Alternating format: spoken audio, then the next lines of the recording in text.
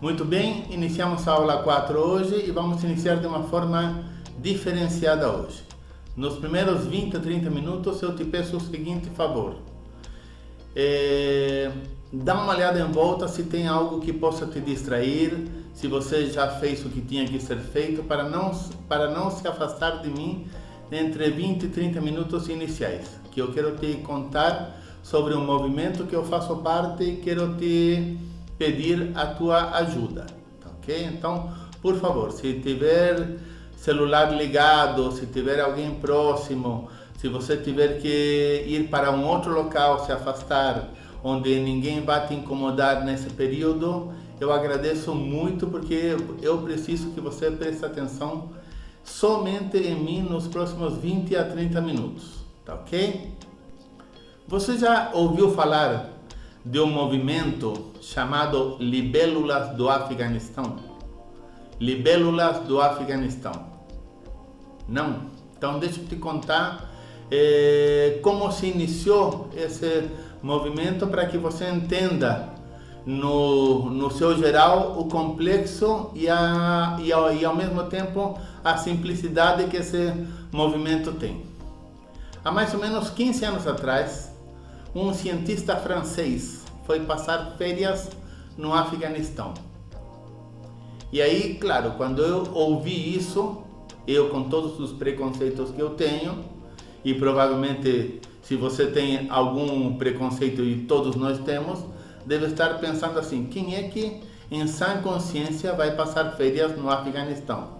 Eu não quero de modo algum atingir ou ofender as pessoas que lá moram, pelas quais eu tenho profundo respeito, incluindo as coisas que eles estão passando, tá ok? Mas mais ou menos uns 15 anos atrás, esse cientista chamado alguma coisa Lapierre, eu acho que me lembrei, se chama René Lapierre, tá? Ele foi passar férias no Afeganistão. E com o olhar de cientista, porque tem coisas que só são visíveis a um olhar específico, a um olhar que foi treinado para ver alguma coisa.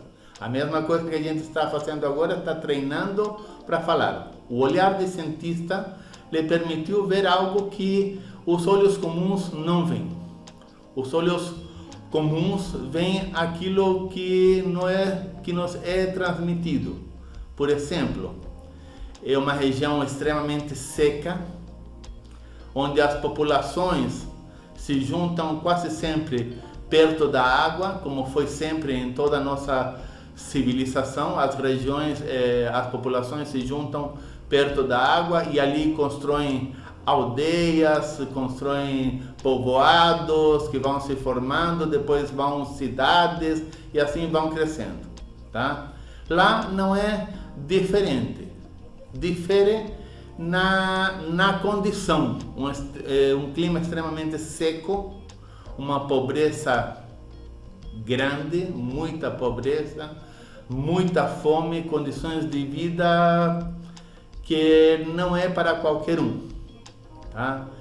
Ele chegando lá, ele percebeu o seguinte: o silêncio pairava naqueles povoados. O silêncio de quem não tem esperança, o silêncio de quem não sonha, o silêncio de quem passa fome, o silêncio de quem tem os seus sonhos arrancados, a possibilidade de crescer arrancada. Além disso, ele viu que os povoados eram, na sua maioria, mulheres, velhos e crianças. Mulheres, velhos e crianças. Mulheres magras, judiadas, velhos sem força e crianças sem brilho no olhar. Uma situação extremamente caótica, uma situação extremamente ríspida e o sol queimando. Ele ficou ali alguns dias, ele queria saber como é que eles se alimentavam, ficou observando. Algumas crianças brincavam dentro das condições que elas tinham, e ele observou que eles caçavam um inseto chamado libélula. Caso você não conheça uma libélula, a libélula é aquele inseto de rabinho comprido, geralmente de 4 asas, que parece um helicóptero e que ele fica quase sempre nas regiões onde tem água, e ele bate na água e cria aquelas ondinhas, né? Aquilo é uma libélula. Eles pegavam aqueles insetos, arrancavam as asinhas e comiam aquele inseto. Com o olhar de cientista, ele disse: olha, eu preciso ver, porque essas crianças não comem quase nada, e as que mais conseguiam caçar esses insetos e comer mais eram quase sempre as crianças que tinham um pouquinho mais de vivacidade, um pouquinho mais de disposição. Muito bem, ele foi atrás, pegou algumas espécies, dissecou, secou bem, moeu, e ele examinou aquele pocinho e viu que era riquíssimo em vitaminas, proteínas, aminoácidos e todos os componentes vitais para a vida. Aí, outra vez, o olhar de cientista disse assim: olha, se esse inseto cresce livremente, quem sabe a gente possa produzir uma criação própria, controlada, e produzir mais desse pó, que será adicionado a uma alimentação regular.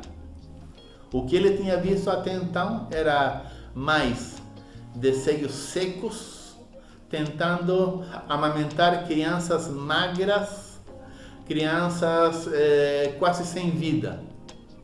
Na região, naquela época, a cada quatro nascituros, 2 evoluíam para óbito no primeiro mês. 1 chegava aos 6 meses se aguentasse, e apenas 1 sobrevivia até uma certa idade. Por que a gente não sabe mais desse 1? Porque assim, naquela região, os grupos de guerrilha, tudo que está acontecendo lá, eu sou meio ignorante politicamente, mas há um certo movimento de guerrilha, os guerrilheiros, os soldados daquela região, passavam por ali a cada certo tempo e levavam todas as crianças que conseguissem carregar uma arma. Eles eram aliciados para entrar na guerrilha junto com eles. Ao mesmo tempo, quando eles passavam, destruíam as poucas hortas que eles tinham para pôr medo, batiam, e às vezes esse ato violento levava a óbito alguns anciãos, estupravam as mulheres, tanto para mostrar força como para, quem sabe, engravidá-las e garantir a próxima remessa de guerrilheiros. Imagine uma vida sem nenhuma esperança. Quando teu filho já estava, um dos filhos que sobrevivia, já estava atingindo uma idade estável, era levado embora. As mães eram maltratadas, estupradas, os velhos eram golpeados, só para incitar o medo, para ter o domínio, porque também o domínio pode ser pelo medo, pode ser pelo respeito, pode ser pelo medo. Ele pode ser altamente cruel, um povo dominado pelo medo e pela fome. Bom, o cientista ficou sabendo dessas coisas e ele se viu na obrigação de cientista, entre aspas, de um ser mais estudado, de um ser, não digo superior, mas que naquele momento ele tinha a superioridade de pensar, não que eles não pensem, pelo amor de Deus, mas porque eles tinham condição física, com condição biológica, condição intelectual, de pensar numa situação que fosse melhorada para eles. E assim o fez. Criou o primeiro viveiro, de 2 metros quadrados, 1 por 2.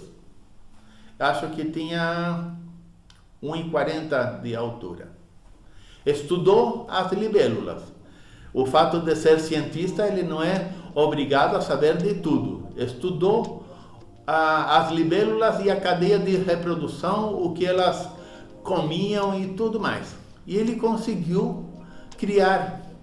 Ele viu que o ciclo de reprodução dela era aproximadamente de 3 meses. Ou seja, a cada 3 meses ele podia colher algumas amostras, aqueles que já tinham chegado à fase adulta, e produzir aquela farinha. Ele fez isso, após 3 meses ele, e notem só, ele foi passar férias. Ele ficou tão envolvido com aquele ambiente, com essa nova possibilidade de descoberta, que ele acabou ficando. Foi ficando. Ele já tinha sido ameaçado por tentar melhorar a vida dessas pessoas, porque era condição boa manter essas pessoas com medo, ok? Mas enfim, ele disse: não, eu tenho um propósito de vida. Aquilo que eu estudei, aquilo que eu sei, aquilo que eu sou capaz de fazer, pode fazer bem a outras pessoas. Bom, na primeira remessa, ele tirou um saquinho de aproximadamente 500 gramas daquele pó. E deu tanto às mães como às crianças. Naquela primeira remessa, ele não tinha como também ofertar aquele pouquinho aos mais velhos. Então, ele se propôs, a princípio, em focar nas mães e nas crianças. Claro, 2, 3. Não dava mais que isso, mas ele deu uma dose diária. Passados 5 ou 6 dias, ele viu que o olhar da criança já tinha algum brilho úmido. Aquela cor cinzenta do olho já passava a ter uma cor mais clara. A mãe já produzia um pouquinho de leite e com maior qualidade. Bom, isso, se com 5 ou 6 dias ele já viu isso, ele falou: cara, eu preciso investir mais nisso aqui. Ele deu alguns resultados, ele tinha alguns contatos, ligou para outros amigos cientistas, pediu ajuda, alguns foram para lá e, à primeira instância, eles criaram 50 viveiros. Com 50 viveiros, a cada 3 meses, eles produziam algo de 30 quilos de farinha a cada 3 meses, ou seja, 10 quilos de farinha por mês. E começou apenas numa pequena aldeia. Depois de 2 anos, aquela aldeia tinha crianças vivas, tinha crianças que brincavam.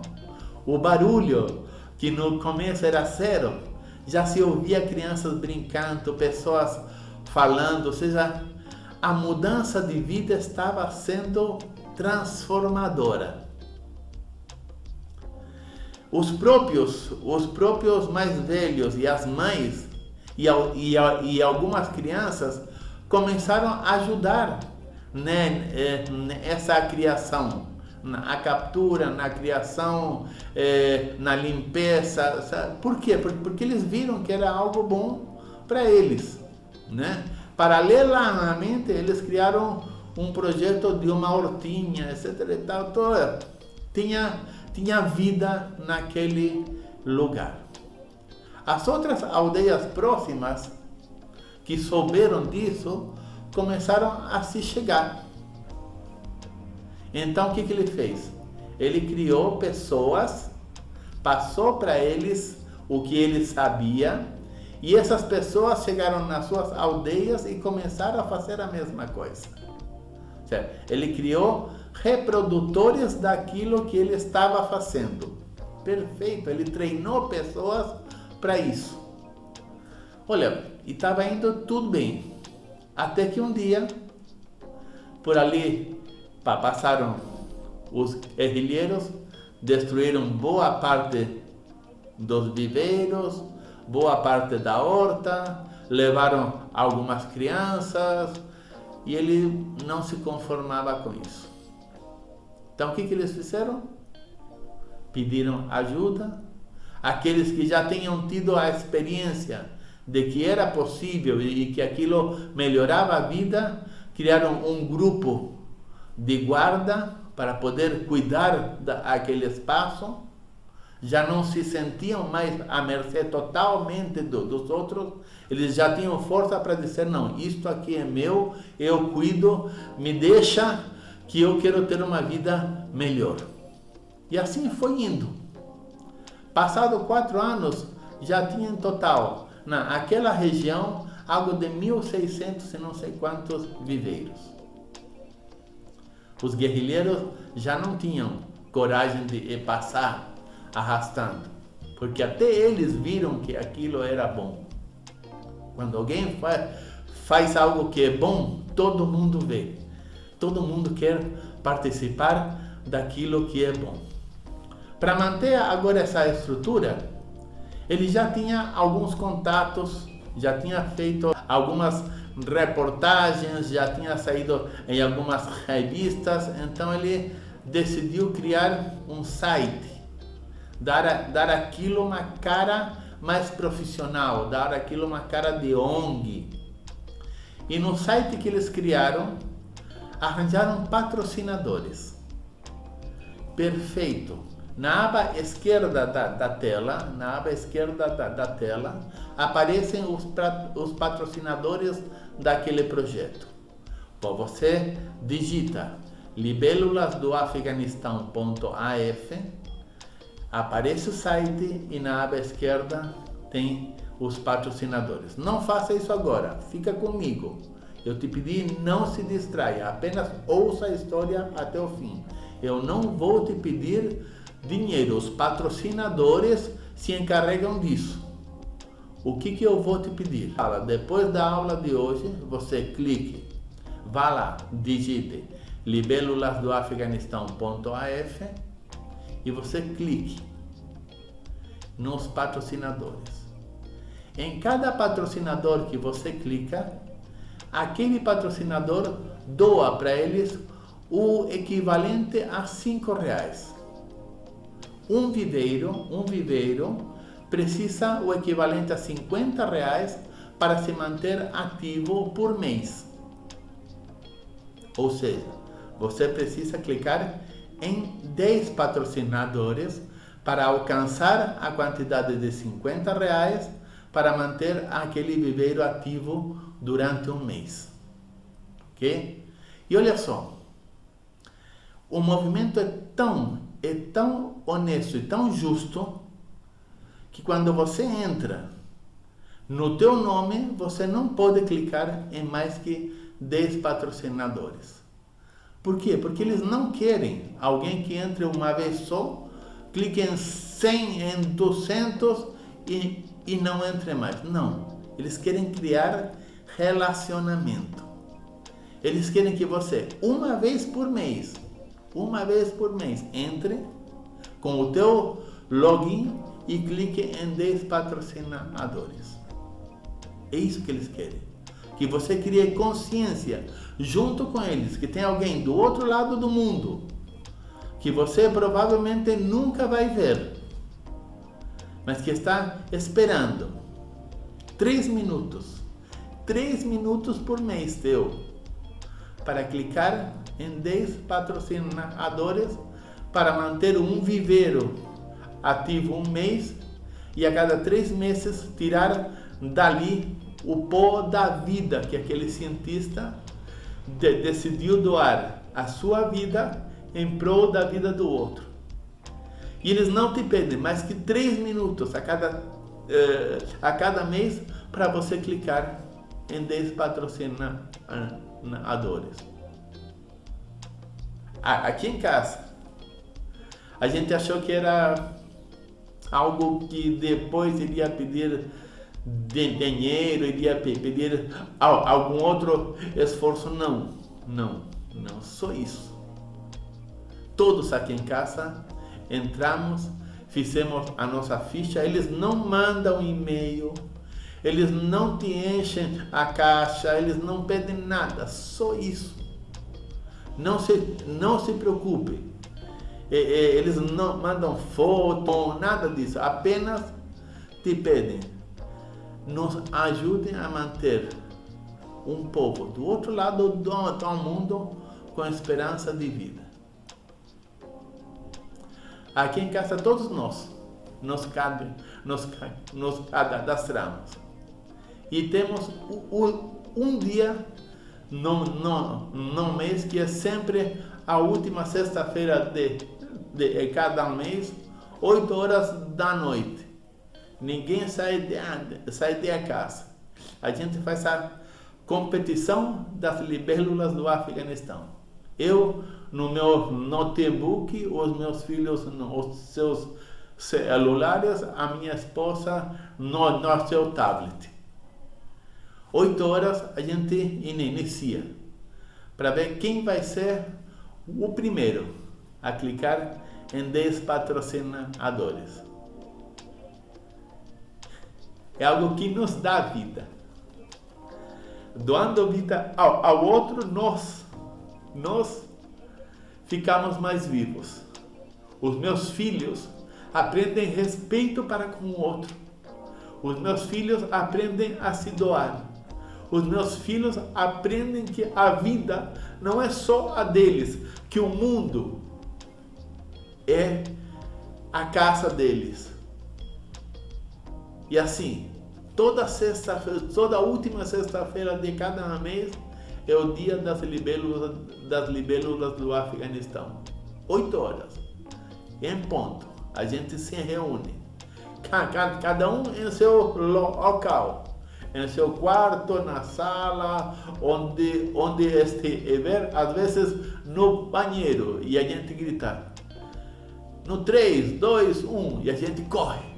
O primeiro a gritar fala: já doei, já doei, já doei, já doei. E aquilo lá é um eco que engrandece a minha casa e da vida.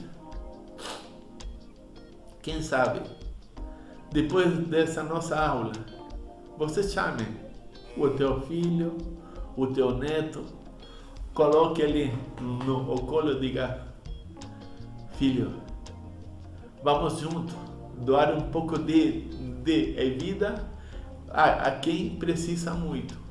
E você ensine alguns valores ao teu filho, ao teu neto, ao teu irmão, ao teu pai. Mostre o site, desculpe, o site deles tem lá as fotos, a história. Nesse início de aula, eu te proponho isso. Não tem a ver com o nosso curso.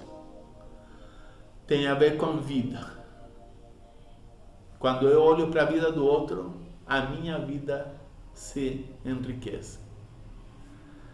Anota aí: libélulasdoafeganistão.af.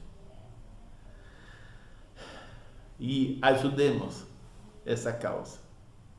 Quando você deitar hoje, vai saber que uma criança do outro lado do mundo, que você não conhece, provavelmente nunca vai ver, dormiu com esperança que o dia de amanhã chegue. É uma pequena aldeia. Vai estar esperançosa de uma nova geração vindo.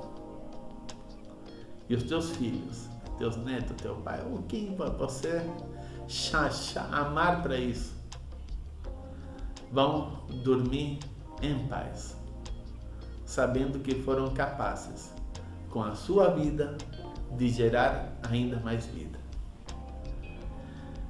Obrigado por ter me dado a oportunidade de iniciar o dia de hoje assim, a aula de hoje assim.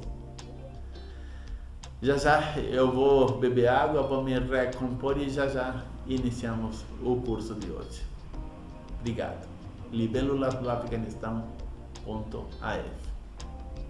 Muito bem, estamos na aula 4 e você percebeu que eu iniciei essa aula de forma diferenciada, fazendo uma narrativa, né?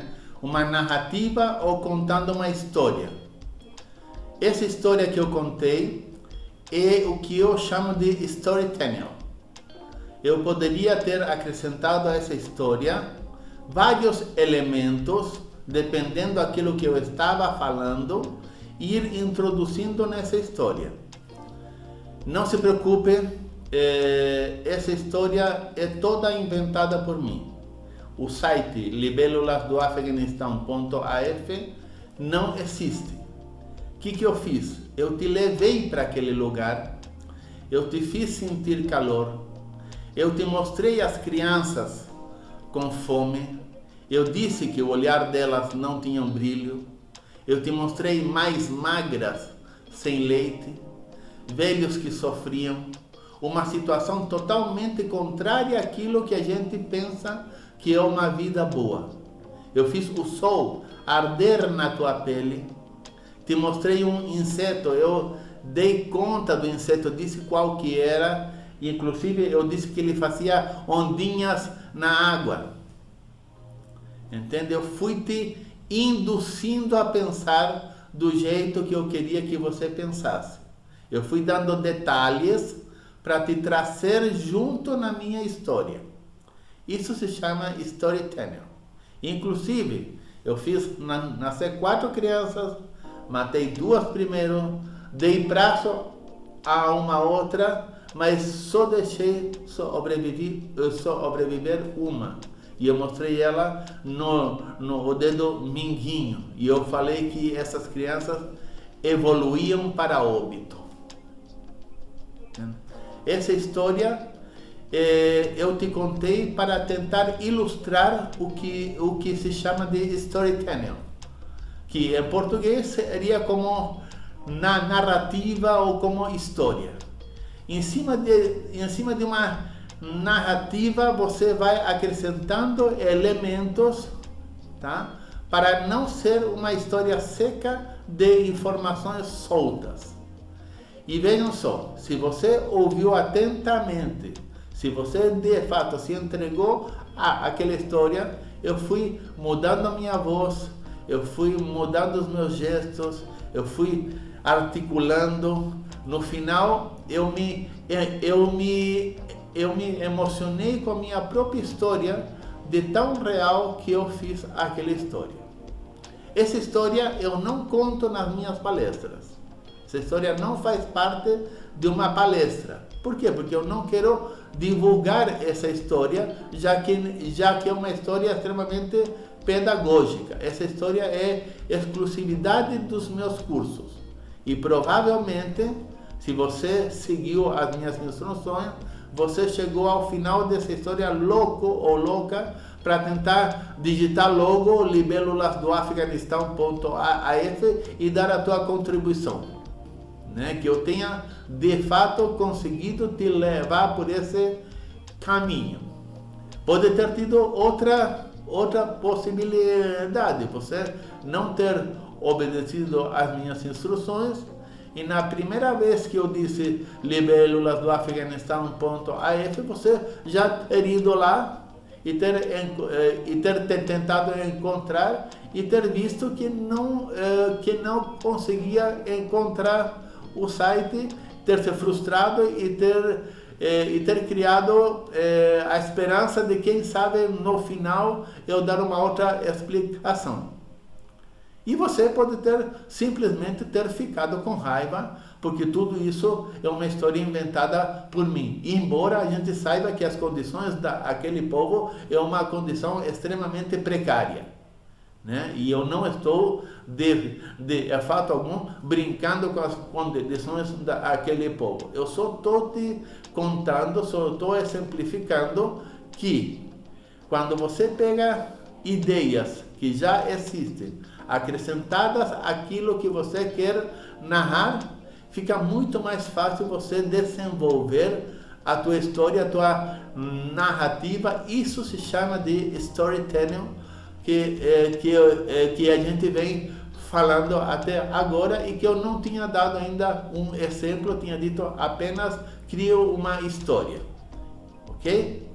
Então, isso requer prática, isso requer um planejamento.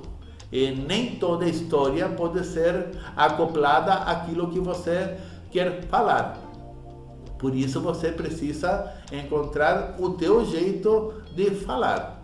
O que eu faço geralmente nas minhas palestras? Eu pego as histórias e eu vinculo com a minha própria história de superação, já que eu sou essencialmente um palestrante motivacional. No desenrolar da minha fala, eu vou contando aquilo que eu fui dizer e eu vou trazendo para a minha história e eu vou fazendo esse link, alinhando as duas coisas. Isso prende as pessoas, isso dá sensação de continuidade, dá sensação de princípio, meio e fim, para que a pessoa saia, lembram dizendo, olha o quanto eu aprendi, para que a pessoa tenha vínculo com quem está falando, para que a pessoa crie empatia com quem está falando. Isso é storytelling. Espero que tenha ficado claro. Me perdoe se por algum acaso eu criei uma expectativa e eu te frustrei no final. Se eu fiz isso, eu alcancei o sucesso do meu exemplo. Se você nessa altura está com raiva, eu de fato te mostrei como é que se conduz uma fala. Ou se você está decepcionado ou deu risada e diz, puxa vida, e eu achei que era verdade. Não importa, o que eu queria era provocar alguma reação em você. Se isso foi provocado em você, perfeito, sucesso total na minha fala. Entendeu o que é storytelling? De hoje em diante você não pode deixar de aplicar narrativas ou storytelling na tua fala, ok? Não é preciso fazer isso do princípio ao fim, não. Você vai fazendo alguns links. Enquanto fala, você vai linkando algumas coisas. Veja que na minha história, eu praticamente não criei nada novo. Eu só pus as libélulas dentro de uma situação que é mais ou menos existente. Isso dá veracidade àquilo que você fala. E claro que no final, eu explico que é uma história fictícia, justamente para manter o curso de uma forma totalmente ética. Aí vem sempre os críticos de plantão dizendo, pô, cara, mas você é falso, você chorou. Claro, eu fiz a história parecer real. Se fosse algo engraçado, eu iria rir e não chorar. Mas isso tem um pouco de teatro, de atuação? Tem, claro que tem. E todo palestrante, ele tem que ter, de certa forma, uma veia artística. Eu até recomendo, faça um curso de teatro, vai te ajudar muito, né? Até para saber se o auditório é mais longo do que fundo, você se movimenta de certa forma. Isso eu vou dar aqui um capítulo sobre gesticulação, tá? Mas quando é que você chega nas pontas? Quando volta? Quando é que você precisa fazer movimentos largos, ok? Dependendo o tipo de palco, dependendo o tipo de plateia que é outra. Isso faz parte, tá? Não é que é o personagem que fala, lembra? Você está agora no processo de criação de um personagem. Quando eu contei a história, eu estava imbuído do personagem professor de oratória. Eu queria fazer isso com você para te explicar. Antes de ir para o segundo tema da aula de hoje, né? Iniciamos com storytelling. Eu quero te fazer as cobranças que eu faço sempre. Você fez a tua venda? Eu volto a repetir, eu não estou interessado na venda, estou interessado na experiência. Você fez aquilo por escrito, você chamou 5 pessoas, você se vendeu a palestra de R$8.000 que a gente propôs. Qual foi o resultado? Bom, você deve ter passado por essa experiência. Por favor, não prossiga, vou voltar a repetir, não prossiga assistindo se você não fez essa experiência.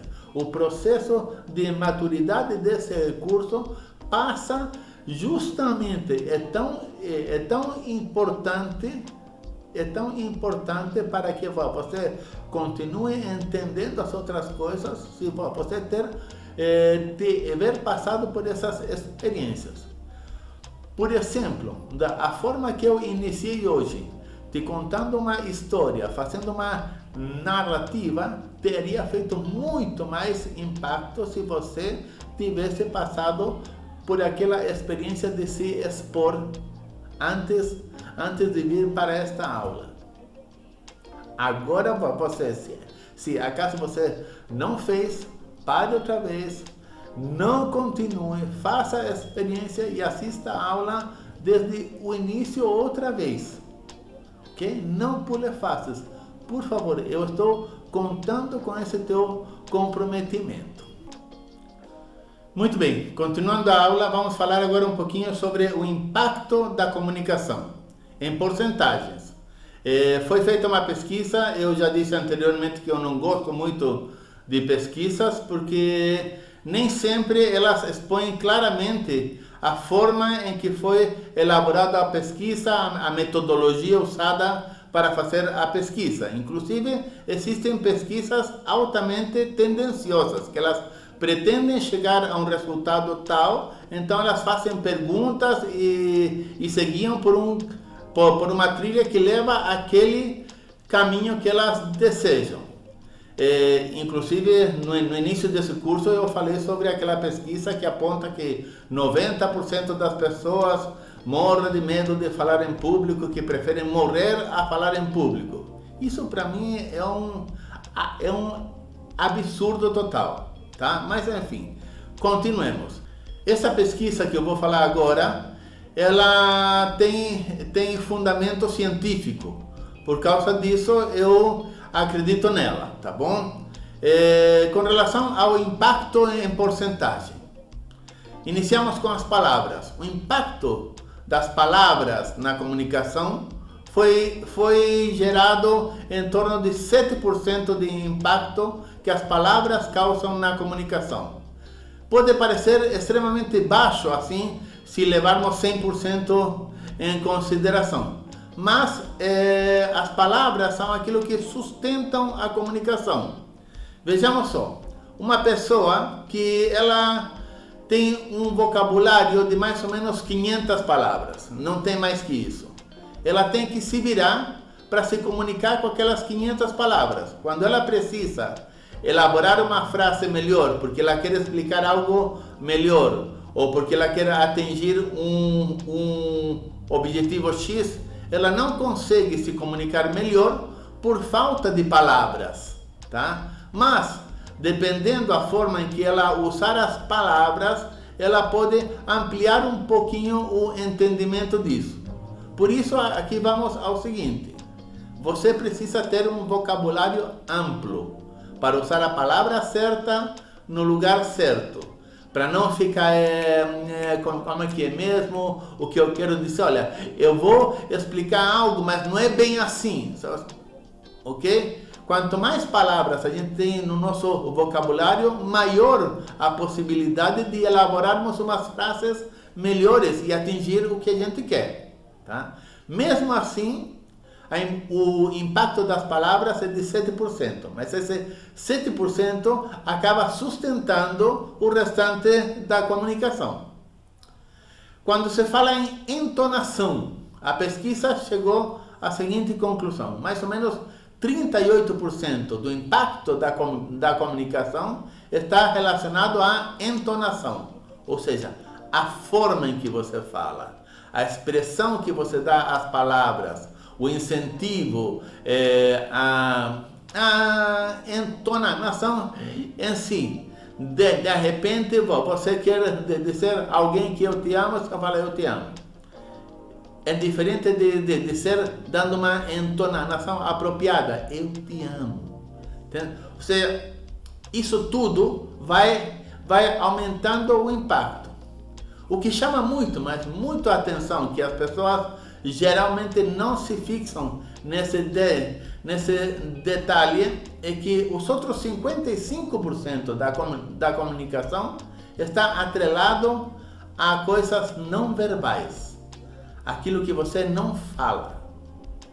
Mas como assim? Está atrelado à tua gesticulação, à tua feição, às tuas roupas, à tua postura. Ou seja, todo o restante leva mais da metade do impacto da comunicação do que as palavras e a entonação. Daí a importância de, além de você falar bem, você ter uma postura adequada. É por isso que eu venho batendo na mesma tecla, dizendo que oratória não é só falar. Oratória é um conjunto de atitudes onde a fala faz parte, mas não é a única ferramenta. Quando entra alguém em palco, ou estamos conversando com alguém que fala com convicção daquilo que quer, que fala com liderança aquilo que quer, essas pessoas são mais creditadas e são mais ouvidas. Essas pessoas sempre têm maiores chances. Essas pessoas sempre saem na frente.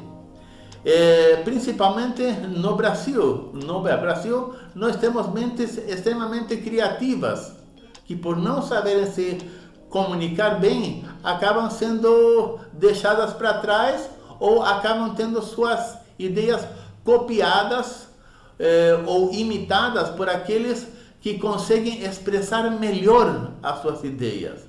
Quantas vezes, por exemplo, na tua empresa ou qualquer coisa similar, uma pessoa que você nitidamente sabe que você sabe mais que aquela pessoa e aquela pessoa é promovida e você não.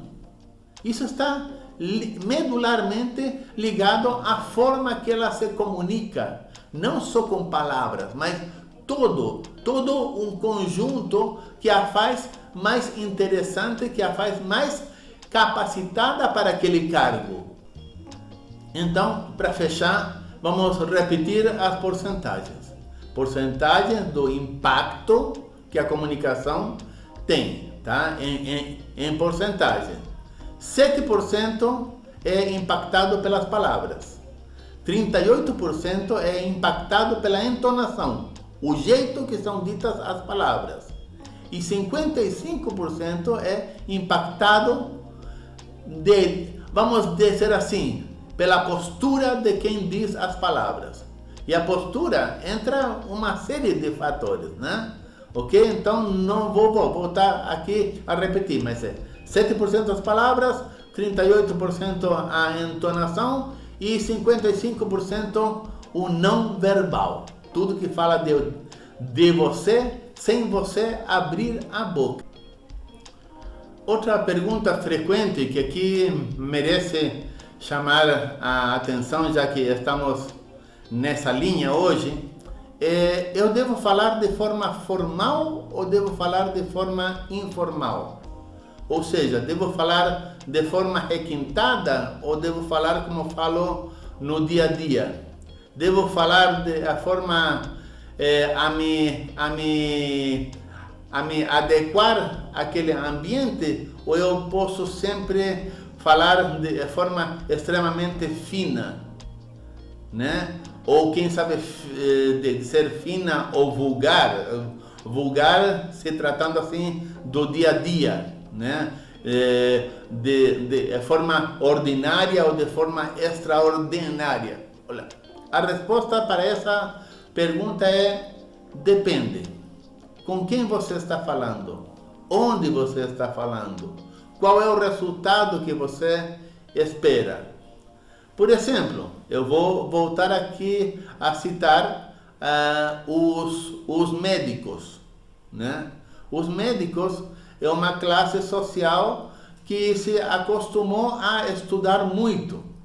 Ou seja, as palavras vulgares, a não ser em um encontro totalmente informal, elas são razoavelmente aceitas. Mas se você for muito informal, você corre o risco de não ser levado a sério. Ao mesmo tempo, se você vai fazer uma aula inaugural de uma faculdade, eu faço muitas aulas inaugurais. O pessoal recém saído do ensino médio, se eu for extremamente formal, se eu for extremamente fino, eu posso não ser entendido, né? Ou seja, esse tema está intimamente ligado ao público-alvo, principalmente, o momento em que você está vivendo, o que você quer dizer, qual é o impacto que você quer causar, porque de repente você está num público que te exige formalidade, mas você quer causar um impacto, você pode sim soltar uma palavra que seja menos formal. Inclusive pode até se fazer parte de uma estratégia, soltar uma palavra até grotesca. Mas você tem que depois explicar por que você usou aquela. Um exemplo muito claro que acontece quase sempre são confraternizações de empresa de final de ano, né? Há pessoas que pensam que pelo fato de estar numa confraternização, elas não estão na empresa, que estão no churrasco de casa, no quintal da casa deles, né? E como dissemos anteriormente, por exemplo, que a importância do impacto do não verbal é de 55%, essa pessoa simplesmente decide na festa de confraternização da empresa beber muito mais que as outras pessoas. E aí ela faz coisas e diz coisas que não são apropriadas para dizer, mesmo sendo uma confraternização. Você está na tua empresa, é uma confraternização profissional. Mas as pessoas erram muito a mão nesse aspecto. Inclusive as roupas. Você convida uma pessoa para uma confraternização e ela vai com roupas totalmente inapropriadas, né? Inclusive pode causar constrangimento nas pessoas. Isso é comunicação, ou seja, o que ela está querendo dizer ao usar essas roupas, o que ele está ou ela estão querendo dizer ao se comportar assim, bebendo tanto assim. Tem pessoas que chegam a extremo de dar shows e coisas assim. Mas tudo isso envolve o impacto que a comunicação causa. E aí vai, formal ou informal. Você precisa ser sensato o suficiente para regular entre esses dois pontos. E aqui eu vou dizer algo que parece contraditório. Você pode usar palavras formalíssimas, extremamente formais, e ser totalmente vulgar. E formalmente ser indecente. E você pode usar palavras corriqueiras do dia a dia, palavras ordinárias do dia a dia, e ser perfeitamente entendido. Não está ligado às palavras, lembra? Está ligado à forma em que você diz. Inclusive, existem pessoas que elas podem até dizer um palavrão, tá? Já vamos falar disso. Mas até um palavrão que na boca delas não soa ruim. Enquanto outras pessoas, no menor deslize, soa muito ruim. Isso, como é que você percebe? Pelo teu histórico de comunicação. Isso não se dá da noite para o dia, né? Existem pessoas que fazem piadas com termos não muito apropriados, mas expressados pela boca dela, não são tão grosseiras assim. E outras que quando tentam fazer algo assim soa extremamente grosseiro. Claro que é um risco. Qual é o meu conselho? Não se arrisque. Se você ainda não sabe, se você ainda não criou um personagem próprio para isso, e você já testou esse personagem em várias situações, e ele não teve um resultado que você queria, não arrisque.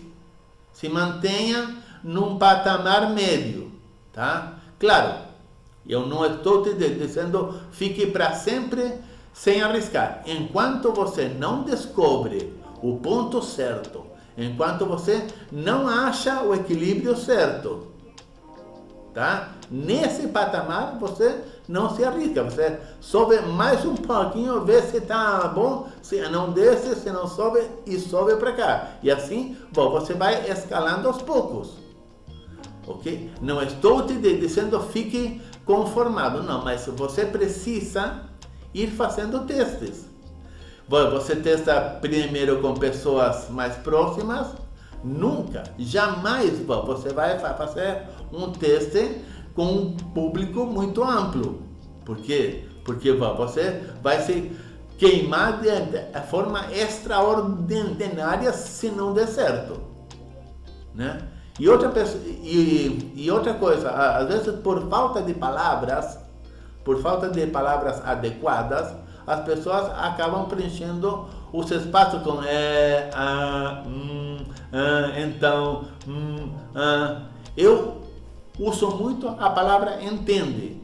Por quê? Porque eu estou muito em sala de aula, então é vício de professor. Eu tenho que me vigiar muito em palestras para não usar a palavra entende, para não usar a palavra ok. Por quê? Porque isso funciona em sala de aula, não funciona em palestra. Nessa mesma linha de raciocínio, existem 3 ferramentas que são muito úteis, que é o bom humor, a piada e a ironia. Só que também elas estão na corda bamba. O bom humor está relacionado à tua simpatia, à tua postura, ao teu estar leve, ao teu palavreado adequado. Isso é bom humor. Piada, tenha alguns cuidados. Piada, nem toda piada tem o lugar certo. E cuidado com ironia, porque a ironia ela está muito próxima da ofensa. Embora, se você usar as três na dose adequada e da forma adequada, são ferramentas perfeitas. Agora, se você errar a dose e a forma, os olhares que eram de admiração imediatamente passam a ser de repulsa, passam a ser de distanciamento. As mesmas pessoas que estavam te olhando e ouvindo com admiração, depois de uma piada mal colocada, depois de uma ironia mal feita, elas se transformam imediatamente e você pode ver o resultado disso na hora. E isso, olha, eu te garanto que treme a base. Nenhuma das três coisas, nem a piada, nem o bom humor, nem a ironia, podem ser desprovidas de um planejamento ou de um objetivo. Principalmente a piada. A piada tem que levar a aprofundar no conteúdo. Tem que levar a pessoa a ficar mais fixa no que vai vir depois, tá? Uma piada solta, sem propósito, deixa o palestrante como se fosse um simples humorista. Ninguém paga para ver humorista. A internet está cheia deles. Inclusive, se você assistir algo deles, vai ver que são todas piadas de mau gosto, de forma extremamente grosseiras, que as pessoas às vezes até riem porque ficaram tão incomodadas que a única forma que elas têm de se expressar é uma risada nervosa, para se ver livre daquele constrangimento que quem fez a piada o fez passar. Então, presta atenção. São três ferramentas que você vai usar, né? De repente, a ironia, ela não precisa nem de palavras. Basta um olhar, né? Por exemplo, aqui eu vou dar dois exemplos. Eu termino alguma das minhas palestras cantando a musiquinha que eu conto que o meu pai cantava para mim. E eu faço disso um final espetacular. Eu canto a musiquinha, faço a plateia cantar junto e eu chamo alguém para vir me ajudar. E eu conduzo essa pessoa a criar um personagem. Uma vez eu estava com uma pessoa nessa situação e ela criou um personagem um tanto quanto estranho, né? Que deixou inclusive a plateia assim, sem saber se ria, se batia palma. O pessoal ficou assim meio sem saber o que fazer. Então, no ato, eu fiz uma cara de dizendo, puxa vida, algo assim. Isso liberou a plateia para dar risada e ele não se sentiu mal pelo momento, aquele segundo de que não sei o que vai acontecer. Então, esse meu rosto, ironizando ele, entre aspas, ajudou a se soltar e saímos daquela situação que poderia ou não ter se tornado um pouco pesada. Já o bom humor, volto aqui a repetir, não tem nada a ver com piadas, não é para dar risada. O bom humor é o jeito que você conduz a palestra, a tua forma leve de ser, a tua simpatia, o teu andar, o teu olhar, o teu contato com as pessoas denota bom humor. Não confunda bom humor com algo engraçado, isso é uma outra coisa, tá? Bom humor, esse ambiente gostoso que você deixa, porque você faz as pessoas sentirem que estão à vontade, porque você está à vontade. E aqui, eu sei que já me adiantei em uma outra aula contando um caso que eu passei lá no início que eu iniciei as minhas palestras, um caso que eu passei com uma piada que eu fiz de mau gosto. Na piada tinha uma senhora italiana, de descendência italiana, baixinha e bem robusta, bem grandecinha, ok? E eu estava explicando isso para explicar a forma de atendente de vendas, né?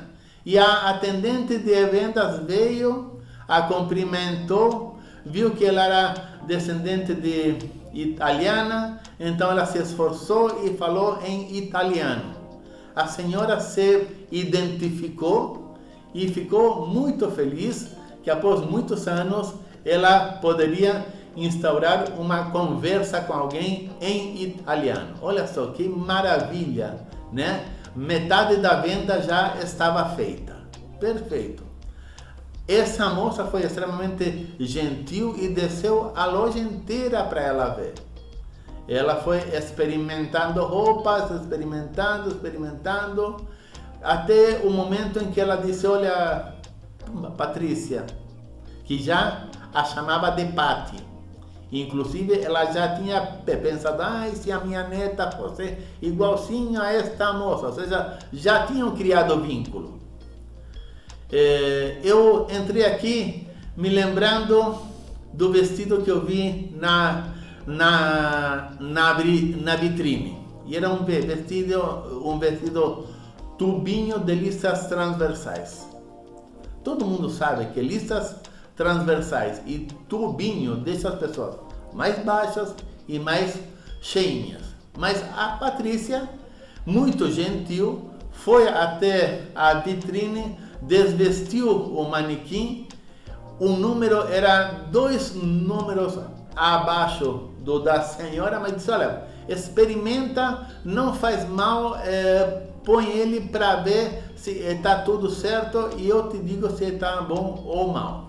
Perfeito. Ela entrou na cabine, a loja era adequada, com ar-condicionado, tudo, porque eu que sou cheinho, eu sei o quanto eu sofro em cabines pequenas, mas estava tudo certo. Veja que a loja era fantástica, a atendente era fantástica e ela estava com o produto que ela queria em mãos. Enfim, ela pôs o vestido, mesmo 2 números menores que o dela. E quando ela abriu para a Patrícia ver, a Patrícia foi extremamente agradável. Nossa, foi feito para a senhora. E ela comprou. Só que eu disse na piada que a Patrícia mentiu para garantir a venda. Que na verdade a senhorinha parecia um colchão amarrado no meio. Olha só, que coisa de mau gosto que eu fiz. E aí eu continuei a piada. E aí eu disse, e ela foi para casa e dei mais umas coisas. A verdade é que não agradou o marido dela. E aí eu disse, o novo conceito de vendas é o sucesso do cliente. Quando você entrega algo e o cliente faz sucesso, você está garantido. Dessa vez ela não fez sucesso porque o marido não gostou. Então a venda, mesmo tendo sido fechada, ela não fez sucesso, não gostou. Ok. A maioria achou a ideia fantástica e eu fiz toda uma encenação e palavreado para chegar a esse resultado. Quando eu cheguei a esse resultado e estava me sentindo fantástico, um palestrante magnífico, uma senhorinha com as mesmas características da que eu tinha dito, que parecia um colchão amarrado ao meio, se levantou e saiu do auditório. Você sabe como eu me senti mal? Pior ainda, eu fiquei tão preso nela que eu fiz todo o auditório olhar para ela. E depois que ela